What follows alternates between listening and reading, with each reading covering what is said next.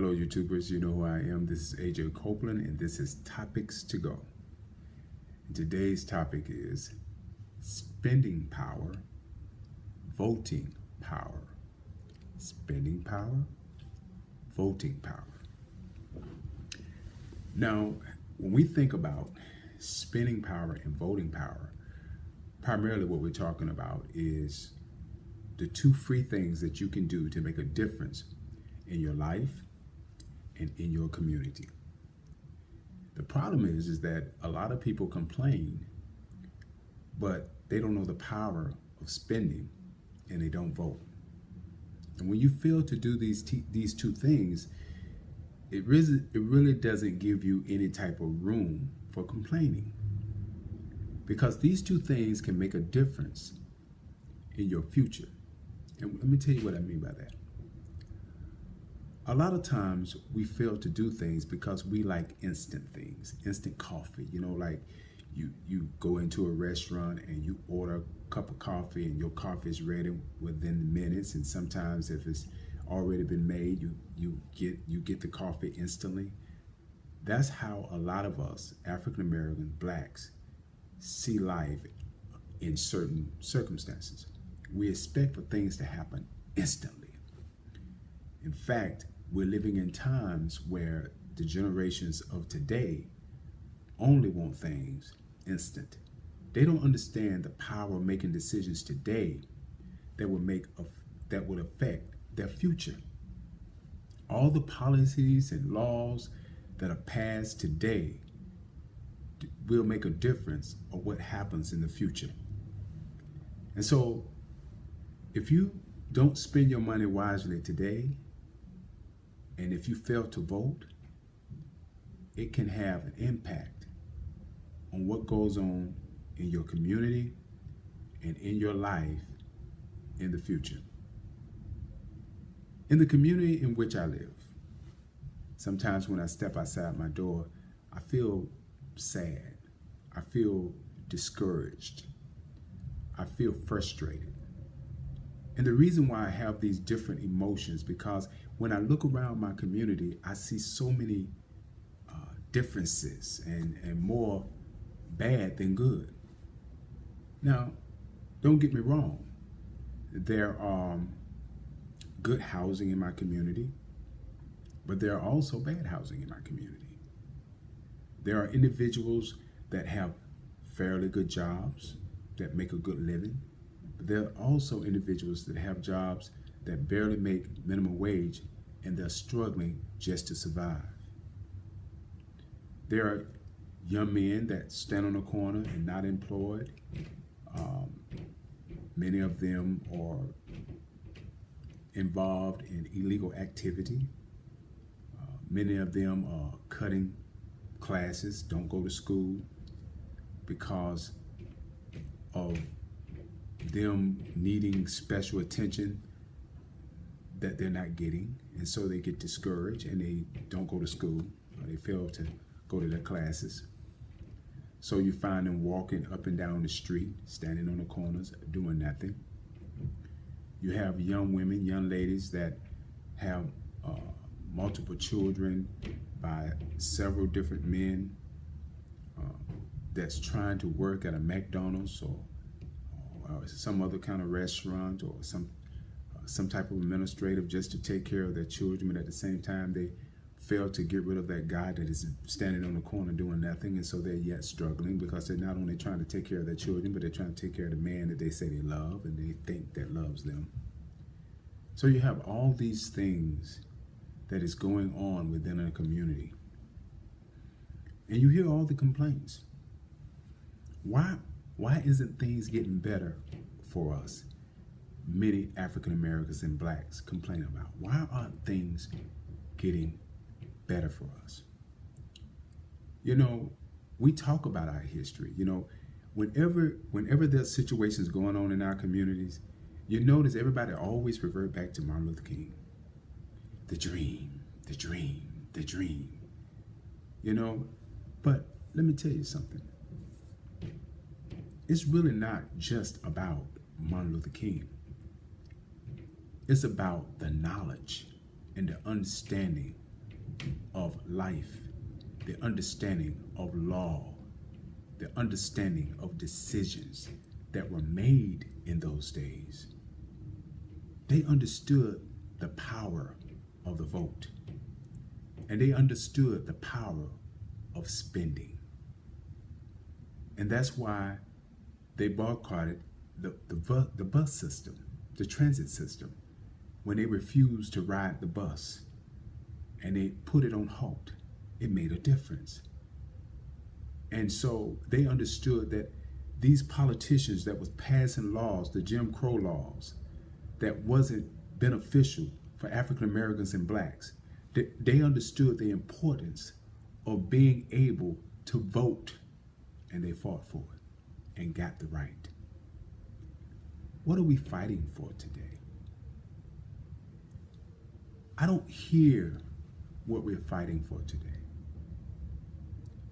And I don't even see many of us. You know how many individuals that I've spoken to within my community that don't vote?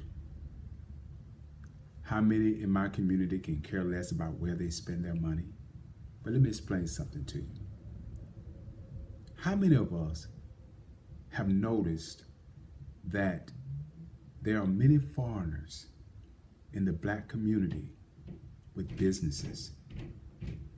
They own restaurants, they own gas stations, they own other types of businesses, and we spend the money in their facilities, and many of them don't have even one black or African American working in their business. And why do you think that is? Because foreigners have an ideal within their mind of the type of people they think we are. Many of them think we're foolish. Many of them see us as animals and not human beings. And think about it. If you were an employer and you thought somebody as being an animal or foolish, would you employ them? Nah, you wouldn't. Why do they think that way about us? Why do they feel that way about us? Is it because how some of us come into their businesses, how we dress, how we talk, how we look, how we act, and we come into their businesses and they see the mentality and the conversation and the thoughts? Is it because every time they turn on their television, they're hearing something about African Americans shooting up one another? Oh yes, we walk around and we wear colors proudly, and you all know what that means. And we brag about how bad we are and the pistols that we tote and the money that we have, that we've stolen. And we brag about being able to stunt and to steal and rob other people's identity, credit, you know? Are these things that we should be proud about? Now, many will argue with me and say, you know what, you're stereotyping. You're doing exactly what the white man wants you to do. You're putting down your race of people. You're doing exactly what the white man wants us to talk each other down. The white man wants to hear us talk each other down so they can use that same tactic to come against us and keep us from moving forward. Well, I got an answer for that. Let me tell you something. It doesn't matter if I say something or if I don't say something. The white man has already in their minds figured out who we are as a people, what they think we are as a people. So it doesn't matter if I talk or if I don't talk. If someone feels a certain way about a certain group of people, they're going to feel that way no matter what. Doesn't matter.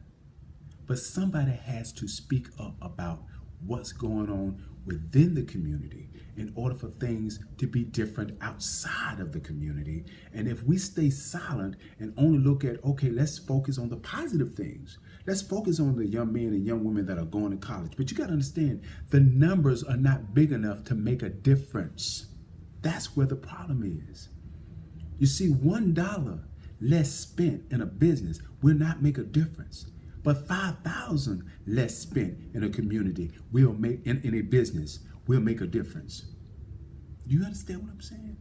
If we don't vote, it won't make a difference. But if we do vote with the numbers, it makes a difference. So yes, we can focus on the small number of us that are moving ahead. We can focus on the small number of us that have businesses. We can focus on the small number of us that are trying to do something positive in their lives. But the small number is not what everybody else sees. They see the larger number. They see the bigger picture of what's really going on. And if we don't say anything about it, shouldn't we be the first to say something about it? Shouldn't we be the first to bring it in the forefront? Shouldn't we be the first to talk about what's going on in our community because we live in our community and we know what's going on? So what do you mean we giving information, or we giving the white man something to talk about? It's really not even about the white man anymore.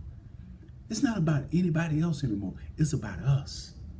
It's about us. We've been marching. We've been talking. We've trusted pastors have let us down. We've trusted politicians that have let us down. Black leaders, supposedly, which we never voted them in. I mean, we have individuals that say they're our black leaders. They represent our communities. We never had a vote. we never had a vote. Many of us have gotten sick. You know, in our communities, you know, black men are dying like flies. We're dying from cancer, HIV and AIDS, diabetes, all these different types of diseases and viruses that have come into our community and just about wiped out black men. And our women are coming behind us. And we all are dying. And our children are dying. You see what's going on in our communities? You see, this alone, talk alone, is not doing the job. Marching alone, only to stop the march and go right back to the community, and it's the same as it was before you started the march, does not make a difference in our community. What makes a difference is when we understand that we can unite. And if we unite as a people with objectives and goals that would make a difference, and not trying to say that we're going against this race of people, that race of people, we need to raise up an army and we need to, nah, I ain't talking that crazy talk, okay? I'm talking about doing things that are right and legal, okay? I'm talking about a people coming together and using their intelligence to make a difference. I'm talking about us coming together and building businesses that we can own our own restaurants and our own gas stations and our own distribution companies, that we can do more than play sports and do music. You see, there's many of us, there's a few of us, let me rephrase that. There's a few of us that dominate sports. There's a few of us that dominates the music industry. There's a few of us, very few of us, that dominates the media, but very few of us, and not enough to make a difference. Yeah, we have one or two individuals that we can brag about and we can talk about how self-made millionaires and billionaires they are, and that's a wonderful and beautiful thing. But for the common man that is barely making it with just minimum wage jobs, for the common man that gets up every day and not really feeling like going to that job, but he goes anyway, she goes anyway. For the individual that is disabled, that is struggling mentally, emotionally, and physically, but yet trying to press their way to make a difference in their life and in their community. I'm talking about these individuals. These individuals. This is how we make a difference. We have to understand the spending power and the voting power, because only then will we be able to make a difference. I want to thank you for this time. I'm AJ Copeland, and this is Topics to Go. And I hope that you understand where I was going. And if I offended anyone, I apologize. It is not my intention, but I got to tell it like it is. Because if we don't begin to make a difference in our own community and begin to make right decisions, we can't blame nobody else but ourselves. And I'm not worried about what other people think and feel. It's about how we feel and what we need to do to make a difference. We need to come together, put our resources together, and do some positive things in our communities besides getting involved in illegal activity. Again, I thank you. And remember, during your free time, catch a topic or two. Later.